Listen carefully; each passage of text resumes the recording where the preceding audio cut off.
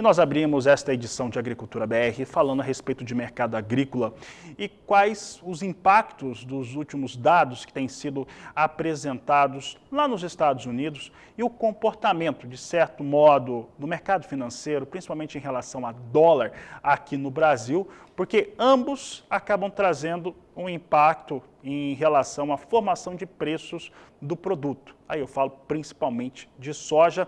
E para falar sobre este assunto, converso ao vivo pela internet com Cristiano Palavro, analista da Pátria Agronegócios. Cristiano, obrigado pela sua participação.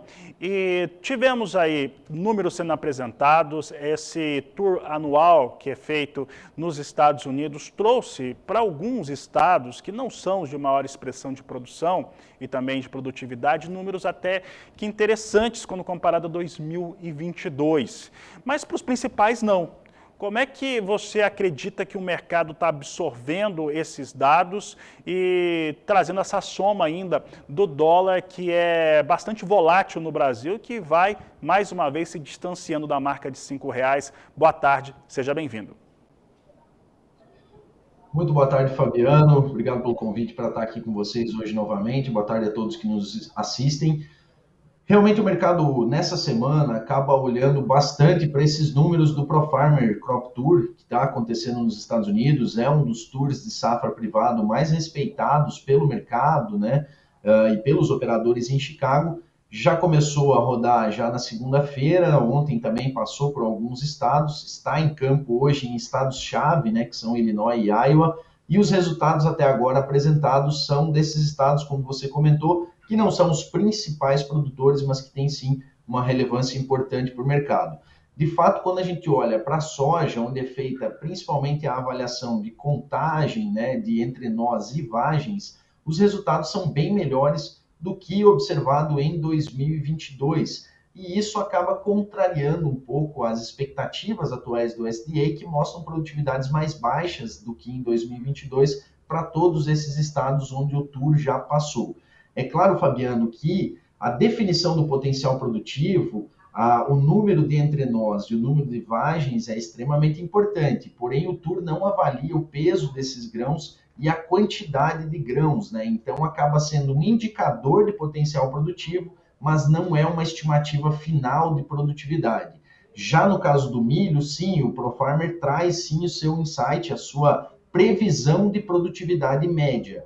E na grande maioria dos estados já, por onde ele já passou, né, Dakota do Sul, Indiana, Ohio e Nebraska, os resultados são positivos, com exceção, eu diria, de Nebraska, que teve um clima um pouco melhor, tem uma grande quantidade de áreas irrigadas também, e o resultado ficou um pouco abaixo das expectativas, apesar de também melhor do que 2022. Fato é que quebras de safra nos Estados Unidos, elas são prováveis e já estão sendo apresentadas, inclusive, pelo USDA. Mas não podemos esperar que essas quebras sejam muito grandes, mesmo com o clima mais limitante para esses próximos dias nos Estados Unidos. É importante colocar também essa questão cambial que você trouxe para nós hoje, o dólar já se afastando dos 5, e isso acaba diminuindo os efeitos positivos que Chicago está causando hoje com as altas que se observa principalmente a partir desta tarde. Cristiano, uma outra questão relevante, ela fica em torno do que nós temos no atual momento para esse produtor brasileiro. Esse distanciamento do câmbio acaba trazendo um peso diferente no momento em que o produtor que pode ter conseguido fechar, principalmente na última semana, final da última semana, conseguido fechar negócios mais interessantes. Como que você acredita que fica o mercado doméstico brasileiro agora em relação ao posicionamento do sojicultor? Olha, de forma geral, a gente está observando o sojicultor um pouco mais retraído ainda nas vendas. Os níveis de venda antecipada para 2024 não se diferem muito da média dos últimos anos, mas o produtor não está muito incentivado a avançar muito com negócios nesse momento. É importante pensar de forma um pouco mais conservadora para esse ano, porque nós temos aí oportunidades que foram dadas com esse risco de problemas climáticos nos Estados Unidos. Chicago tem se mantido sustentado, já saiu, já está muito longe, muito mais alto do que as mínimas observadas ao final de maio, por exemplo, E agora a gente entra na fase de definição do potencial produtivo nos Estados Unidos. E esse período, normalmente, é um período de sazonalidade negativa para as cotações em Chicago, ou seja, a proximidade da colheita americana costuma ser negativa aos preços. E se a gente tem quedas em Chicago daqui para frente, a gente pode ter um bom período aí de um mercado um pouco mais estabilizado e com dificuldades de se recuperar. Porque daqui para frente, passadas mais 3 a 4 semanas, a colheita começa a ganhar mais ritmo nos Estados Unidos e a atenção do mercado migra para o Brasil. Se tivermos um começo de safra positivo, com chuvas chegando cedo, em boas quantidades, a gente pode ver um mercado mais fraco por alguns meses e isso coloca ainda mais em risco de termos preços menores, por exemplo, lá na colheita brasileira. É claro que lá na colheita a gente vai depender muito do que vai acontecer com as produtividades aqui no Brasil, mas essa janela do mercado climático americano, ela é uma janela importante, é uma janela que tem que ser aproveitada, pensando de forma mais conservadora nesse ano, já que os preços já se afastaram da mínima desse ano, não são preços excelentes, mas são preços de oportunidade, então pensar principalmente nos custos diretos, custos de insumos, é um momento importante para o produtor tomar essa decisão e às vezes usar alguma ferramenta do mercado para seguir participando, mesmo nessas vendas já realizadas. Muito bem, Cristiano. Cristiano, e eu tenho conversado com muitos produtores que participam do programa e também nos grupos de WhatsApp. E a questão que eu tenho colocado é em relação a como que devem ficar os investimentos na próxima safra.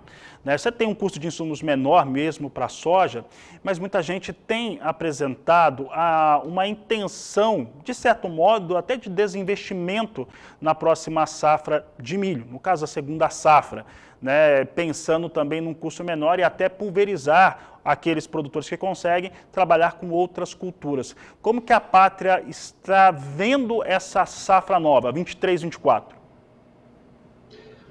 Olha, Fabiano, tanto na soja, falando um pouco da safra de verão, nós observamos hoje, nas nossas estimativas iniciais, um crescimento de área para esse ano, mas um crescimento muito mais tímido do que a média dos últimos 5, 10 anos.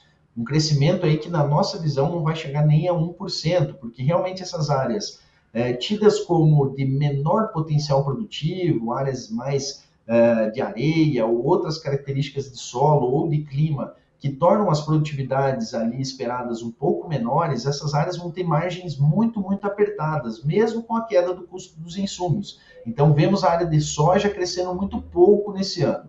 Para o milho, na nossa visão, nós temos uma grande chance de ter uma queda na área plantada nessa safra 23-24. Para o verão, isso já é uma realidade. As próprias empresas de venda de sementes já relatam resultados muito inferiores ao ano passado. E para a safrinha, se não tivermos mudanças drásticas no mercado daqui para frente, o produtor vai sim ter um grande desincentivo para instalar essas lavouras de milho. Vai buscar alternativas, quem tem irrigação tem mais opções no mercado ali para colocar na segunda safra. Quem trabalha com sequeiro vai buscar culturas de menor risco, menor custo, como o sorgo, por exemplo, aqui para o centro-oeste, para o sudeste brasileiro.